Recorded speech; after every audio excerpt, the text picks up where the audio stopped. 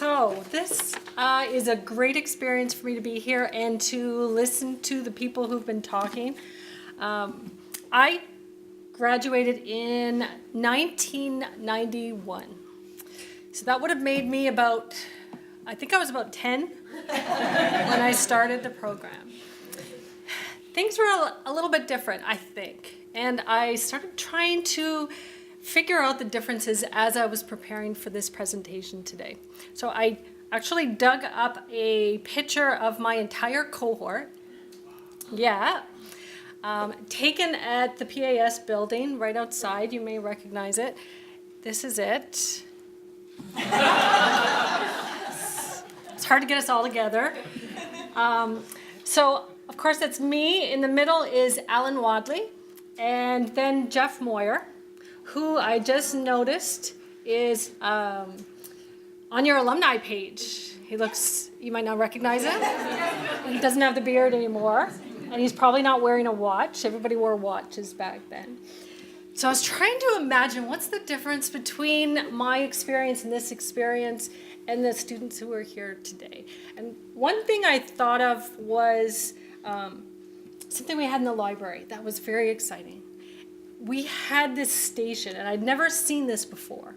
If you go to this station, follow this very complicated set of directions, which I never actually mastered fully, but if you did that, you could search through a database for journal articles. And this was the first time I'd ever seen that. This was something one person at a time could use. So if you imagine that, one person on campus at a time could search for journal articles. You wouldn't get the article either. You would get the citation information. Because most of the time what we had to do is go to the library, pull out a journal, go through the table of contents in each issue to try and find our keywords. So this was magical. Of course, Pat was the head of the program back then, and I found Pat, to be honest, a little confusing. Because, yes, I've never told her this. This was, again, I started in 1989.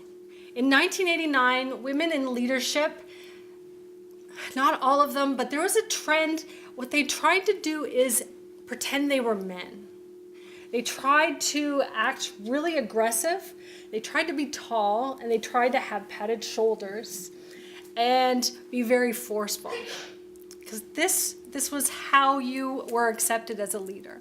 And when I came into this program and met Pat, who was leader of the program, an extremely well-respected person who ended up becoming Dean of Graduate Studies while I was here, she didn't act like that.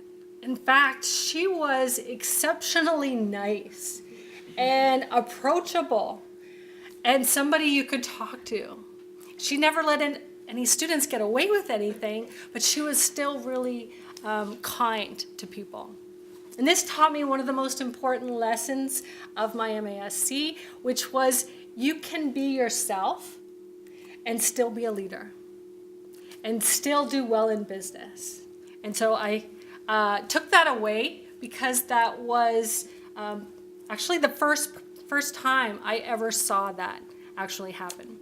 So Pat was really busy with the Dean of Graduate Studies duties. We got a lot of our classes taught by Jay. And I went looking through my pictures there, yeah, yes, foreshadowing there, that I'm going to show you a picture of Jay. He looks exactly the same. Really? Okay. Am I wrong? See, he looks the same. Right? So, this was in a seminar. I can date this because of the people in it. Seated next to Jay is a gentleman by the name of Francois, who was 1 year ahead of me, and then Al from my year, and then I think that was Steve. Now, this is not how people usually dressed for seminars. I think I remember the story behind this, though. This was a week that Steve had to present, and when we got to the room, he was already seated, and all we saw was him in his suit and tie, And we all came. He gave his presentation, and I think at the end of his talk, he stood up and said, and made the point that you can't always, you got to be careful with your assumptions. And he was right, because we came in, we saw the suit and tie. We assumed that there were pants. And sometimes there's a suit and a tie and there are no pants. Sometimes there's pink Bermuda shorts, and that's what it was that day. And that actually was a key part of the lesson, and I'm going to go on record agreeing with Rod that was a huge thing that I took away from the program, is the critical thinking skills. Because we were pushed by Jay and Pat and the other professors in the program to look carefully at the evidence, to question those assumptions, to think purposefully, to make sure that our decisions were the best that they could be. And we did this over and over. And I heard the little debate today between Leanne and Rod, and I guess I disagree a little bit that all business students have that, because I think what they do is they can say, yeah, things aren't good. What we were taught is to say, what's the science? And I think that's unusual. And when I went out into industry, we didn't see that a lot. We didn't see a lot of people saying, okay, how do you know what you're saying is true? So after I left the program with these critical thinking skills and with the idea that I could be myself in my career, I went into industry for about 15 years. And, you know, well, the first thing is the credibility of the program, I think, helped to get me my first job. My first job was at a company that's local. You might know it. It's ComDev in Cambridge. It's an aerospace firm, very successful, wonderful first job. I'm sure I wouldn't have gotten into that company if I didn't have a degree or from this program. Very educated workforce, lots of PhDs, lots of masters. I was the employee relations manager, and what would happen is somebody would offer me a selection test, and I would ask the question, okay, this is a good test, but what's the reliability? What's the predictive validity? How do I know that this is a good test? So those are the skills that this program gave me. I moved on from this company, became more of a generalist. So got to do everything that I had wanted to do.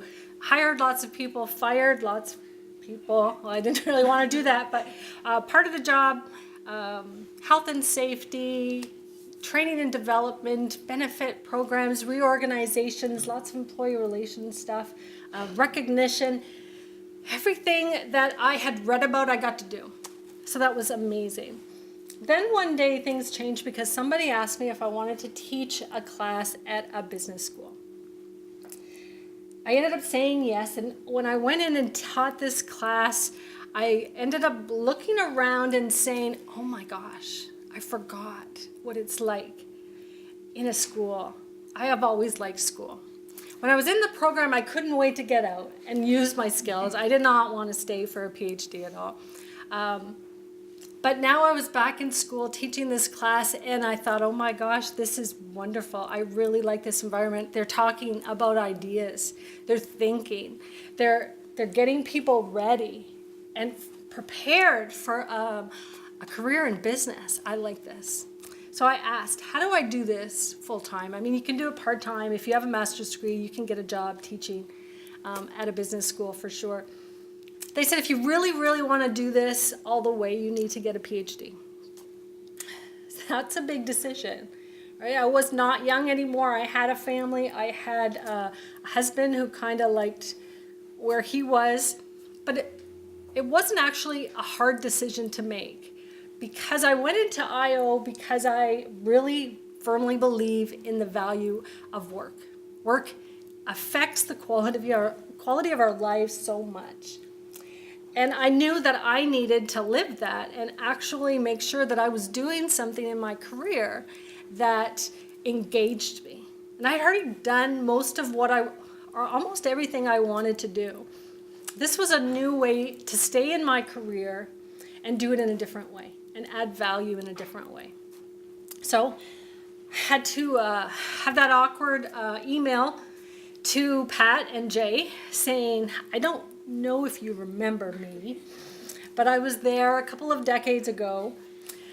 If you do remember me, was it good? Because I need a reference, because I decided to start applying for PhD programs. Luckily, they said yes, they did remember me, and I think the references were good because I got in. Jay was actually extremely kind. It was so touching that I could go to him after all those years, and he said, I not only remember you, but I remember this, this, this, and this about you. So he's watching and he's remembering. Stop screwing up, yeah, because it'll come back. So I wrote my GMAT, applied to these programs, got in, and I ended up going back to school for my doctorate. It took me 5 years. To do that, I went to the Ivy Business School in London at Western University. I think, again, the degree I have from this program helped me get into that program. I also actually, when I was prepping for this, thought of another instance where this program helped me during the doctorate. I wanted to teach in my 3rd year. And I had applied to teach a recruiting and selection class at this little management program they have at Western. And the director of the program knew me, and he ran into me one day and he was talking to me about it. And he said, you know, I know you have a big practitioner background and I know you could teach this class, but he didn't say these words, but he was basically saying, I want to make sure there's some rigor and not just a practitioner basis. And I said, yeah, I think I can do that. I said, do you realize that I have an IO, an MASc in IO from University of Waterloo? I actually learned recruiting and selection from Pat Rowe, and that stopped the conversation. He said, you were Pat Rowe's student? And I said, yes. And he said, okay, never mind. I immediately, on the spot, got that gig and did it until I graduated, actually. So I graduated, did a postdoc, and then I actually ended up moving up the street to Wilfrid Laurier University, which is the next best thing to this program because it's fully stocked with IO people. Ivona, we have Jennifer Komar, Sean Komar, Steve Rasavi, probably others I don't know about. So it's a lot of good connections there, and I'm sure that this program again helped me get that gig because they know how good the IO program is. So now I am at Laurier. I'm an assistant professor, new to it, so I'm starting a new career, which is really invigorating. It's really a lot of fun. I love it at Laurier. I love the students there, and I am trying to teach them what I learned from this program. I'm trying to teach them that you can be yourself, that you need to have critical thinking skills and ask these tough questions when you go out into the workforce. So I started here, got those skills, got the credibility of the program, went into industry. I didn't mention it, I was on staff for a lot of years. I also did about 4 or 5 years of management consulting. So again, got lots of good experience. Decided to go for the doctorate. The degree helped me get into that program, helped me when I was in the program, and then helped me get my job at Wilfrid Laurier. So the title, if you recall, was Almost Full Circle. So I started at Waterloo. I've gone out and done my thing, and now I'm almost back. It's close. It's just down the road, so I think it counts. So for all the students in the room, I hope that your IO education takes you in as many interesting places as mine has taken me, because you'll have a great trip. And I'd like to thank Jay and Pat specifically again, I know I have before, for everything you've done for me, for setting me up, and for all the students that you've helped along the way. And I'd like to thank Wendy for inviting me and all the faculty who are continuing this program. I think it's awesome. Thank you very much.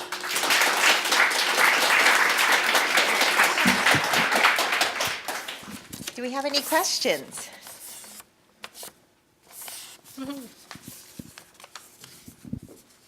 Hi. Hi. My name is Mariana, by the way. I guess you're supposed to introduce ourselves, so I'll just say Mariana. Graduated in 2008 with a MASC. So my question to you is, having been out in industry, I've been out in industry for 8 years now. What were the biggest challenges that you found in making the decision to go back into a PhD program? It wasn't well, it's money, right? Because if you're going to go into a PhD program, you're going to be poor. I'll tell you that right now. You're going to be poor for a while because it doesn't pay well compared to what you're making out in industry. But holy crow, seriously, you get to go back. I got to read for 5 years. And if you're reading a lot right now, that's not a big thing. But when you're in industry for a long time and you're just like, I'm only as good as the last thing I did for the last person who asked me to do something, this is like huge. That you get to stop and read and think. And it's a life of the mind. And it's so different. So it has to be worth it to you. It wouldn't have been worth it to me earlier when I was still learning and doing a lot of things that I found exciting. After you do everything, it became more attractive to me. So I recommend to people who might want to do that is to set up yourself lifestyle-wise that you can afford to do something like that. So I had to make it so that I bought less house than I could afford. I made it so that I don't get a new car every year. And I'm cool with that because that's not important to me. Getting to think a lot and to talk about the things I'm thinking about with other people who are thinking a lot is a lot of fun, and it's worth it. It's worth giving up, the trips and the new car every year. So, did that answer it? Yeah. Any other questions?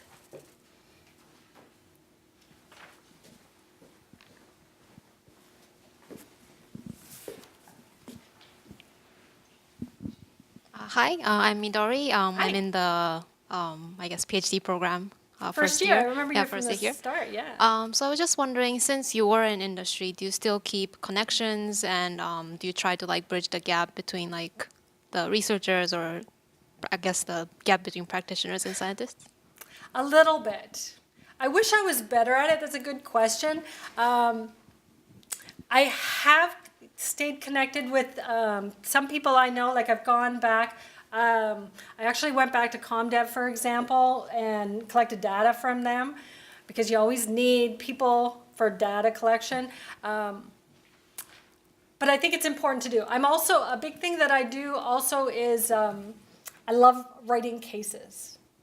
And I'm in a business school, so it works. So that's another way that I connect with industry. And cases kind of are kind of reflective of who I am, because I'm in this combination of practical and theory, and that's what a case is. So that's how I try and bring the two together. So I do a lot. Okay, we'll move on to the next speakers and save other questions for the break. Okay.